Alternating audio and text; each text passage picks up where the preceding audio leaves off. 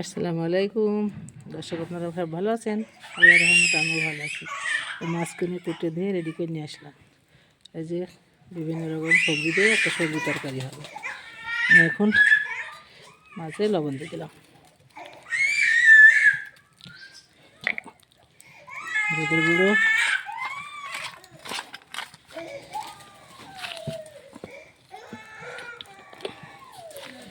কড়াইয়ে তেল দিয়ে দিলাম। বিসমিল্লাহ।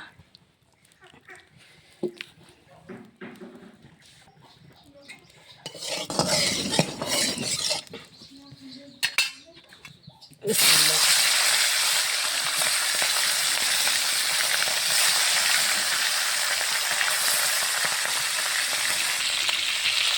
মাছগুলো সুন্দরভাবে ভাজা হয়ে গেছে।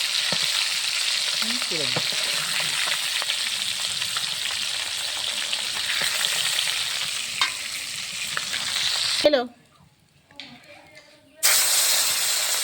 আর মন যায় যাচ্ছে।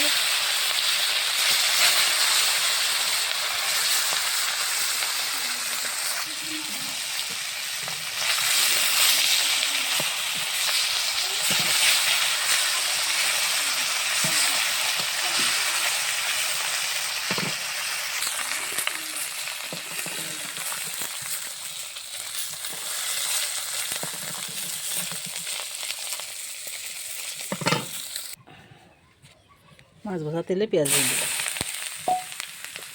তেল দিয়ে দিলাম,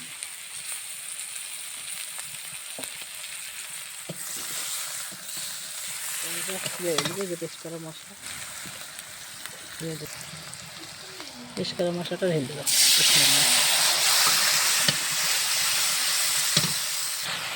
মশলাটা সুন্দরভাবে কষানো হয়ে গেছে। এখন মাছগুলো ঢেলে দেবো, সুন্দর করে রান্না করতে।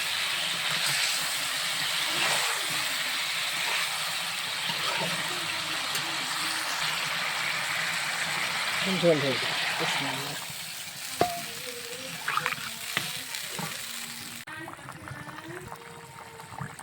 মাছের ঝোলটা হয়ে গেছে, এখনই নামিয়ে নেব।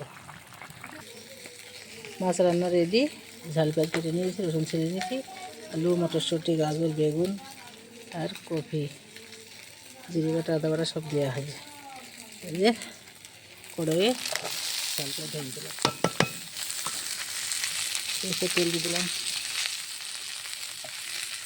এক করে সবজিগুলো সব তুলে দেবো। গাজর, মটরশুঁটি, বেগুন, আলু, ব্রকলি সব কিছু দিয়ে একটা কষা তরকারি করবো। ঝাল পেঁয়াজ, রসুন, সরিষার তেল দেওয়া গেছে, মশলা বাটা, লবণ, হলুদের গুঁড়ো, লাড়াচাড়া করে ঢেকে দিলাম। সিদ্ধ হওয়ার মতন পানি দিয়ে দিলাম।